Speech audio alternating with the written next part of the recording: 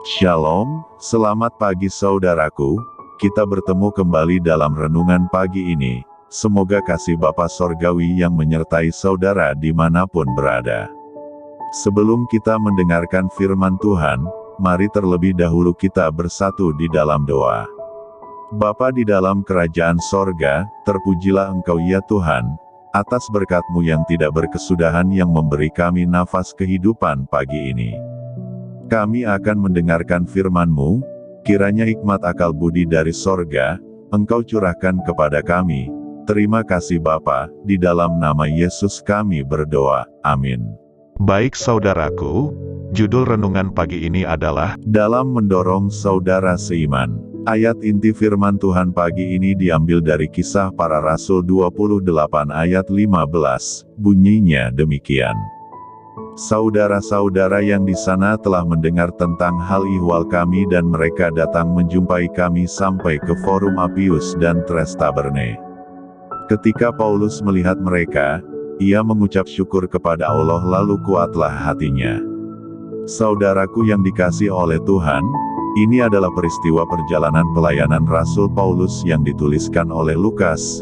Dikatakan, akhirnya orang-orang yang bepergian itu tiba di Forum Appius, 40 mil dari Roma.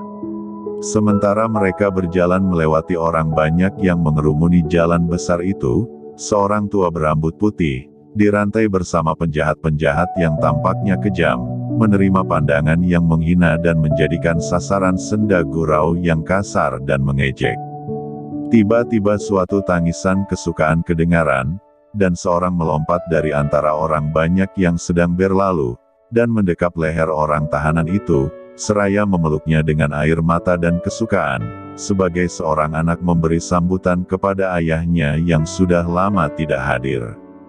Berkali-kali pemandangan itu diulangi, sementara murid-murid yang berhati ramah mengerumuni bapa mereka dalam Injil, seluruh rombongan terhenti. Prajurit-prajurit itu merasa kurang sabar karena penangguhan itu, namun mereka tidak sampai hati mengganggu pertemuan yang berbahagia ini, karena mereka juga telah belajar menghormati dan menghargai tahanan mereka. Hanya sedikit yang menyadari arti perkataan Lukas, bahwa bila Paulus melihat saudara-saudaranya, ia mengucap syukur kepada Allah lalu hatinya kuat. Saudaraku, di tengah-tengah tangisan itu, teman-teman orang percaya yang menaruh simpati yang tidak merasa malu karena dia diikat, Rasul itu memuji Allah dengan nyaringnya. Awan kedukaan yang ada dalam jiwanya disapu bersih. Dengan langkah yang lebih teguh dan hati yang bergembira ia meneruskan perjalanannya. Baiklah saudaraku, dalam perjalanan Rasul Paulus ke Roma ketika dia ditangkap, dia dikuatkan oleh saudara-saudaranya seiman. Pada saat ini hal yang sama juga perlu kita lakukan agar kita saling menguatkan satu dengan yang lain, khususnya saudara seiman kita. Saudaraku yang terkasih, biarlah kiranya melalui renungan pagi ini, kita dapat dikuatkan dan dihiburkan. Amin. Mari kita tutup di dalam doa. Puji syukur kami ucapkan kepadamu Tuhan.